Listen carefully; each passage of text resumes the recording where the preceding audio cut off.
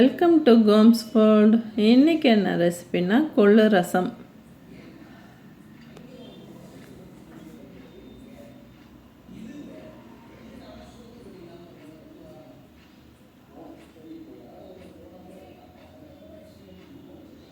வாங்க, இந்த சூடான சாதத்துக்கு எங்கள் பாட்டி சொன்ன ஸ்டைலில் நான் வச்சுருக்கேன். இந்த கொள்ளு ரசம் அவ்வளோ அருமையாக இருந்ததுங்க. சளி இருமலாக இருக்கும்போதெல்லாம் இதை செஞ்சு கொடுப்பாங்க. இந்த ரசத்தை தாளிக்க மாட்டாங்க, கூட்டி வைப்பாங்க.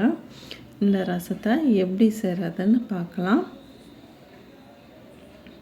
இப்போது ஒரு கிண்ணத்தில் சின்ன எலுமிச்சம் சைஸ் அளவுக்கு புளி,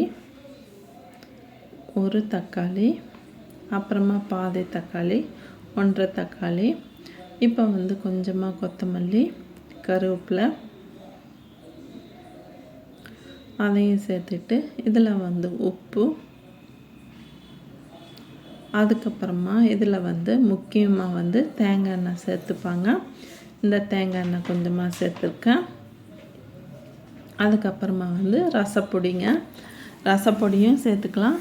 இல்லைன்னா மிளகு சீரகத்தையும் நம்ம சேர்த்துக்கலாம், அரைச்சி சேர்த்துக்கலாம். இப்போ நான் ரசப்பொடி சேர்த்துட்டு ஒரு டம்ளர் தண்ணி ஊற்றி இதை நான் கையில் நல்லா பிணைஞ்சு எடுத்துக்கிறேங்க. இது கையிலேயே அந்த தக்காளி உருவமே இல்லாத அளவுக்கு நல்லா பிணைஞ்சு எடுத்துக்கலாம். நிறையா பேர் என் வீடியோஸ் பார்க்குறீங்க, சப்ஸ்கிரைப் பண்ணிவிட்டு பெல் பட்டன் அமைக்கிட்டு பாருங்கள். அப்போ தான் நான் போடுற வீடியோ உடனுக்குடனே வரும்.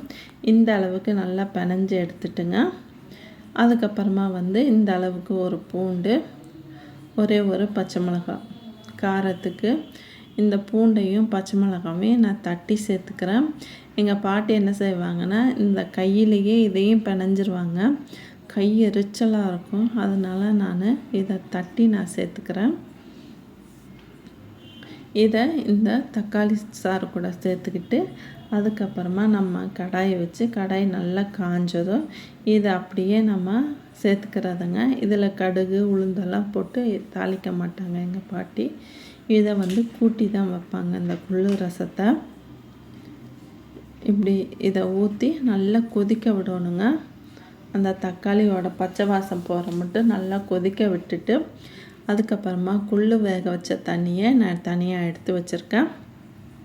இது நல்லா இந்த அளவுக்கு கொதி வந்த பிறகு கொள்ளு தண்ணியை சேர்த்துக்கிட்டு அதுக்கப்புறமா 2 ஸ்பூன் நான் கொள்ளு தனியாக எடுத்து வச்சு தட்டி எடுத்துக்கிறேன்.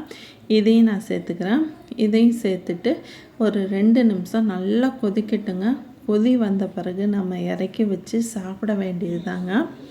இந்த ரசம் உடம்பு இளைக்கிறக்கும் சாப்பிடுவாங்க செஞ்சு. இது ரொம்ப ரொம்ப ரொம்ப நல்லதுங்க. இதை நீங்கள் செஞ்சு சாப்பிட்டு பார்த்துட்டு எப்படி இருக்குன்னு எனக்கு கமெண்ட் சொல்லுங்கள். இது மாதிரி ஒரு தடவை கொள்ளு ரசம் வச்சு பாருங்கள். இதோட டேஸ்ட்டு பிடிச்சிருந்தா கமெண்ட்டில் சொல்லுங்கள் எப்படி இருக்குன்னு. இப்போது இந்த கொள்ளு ரசம் கொதிக்கட்டும்.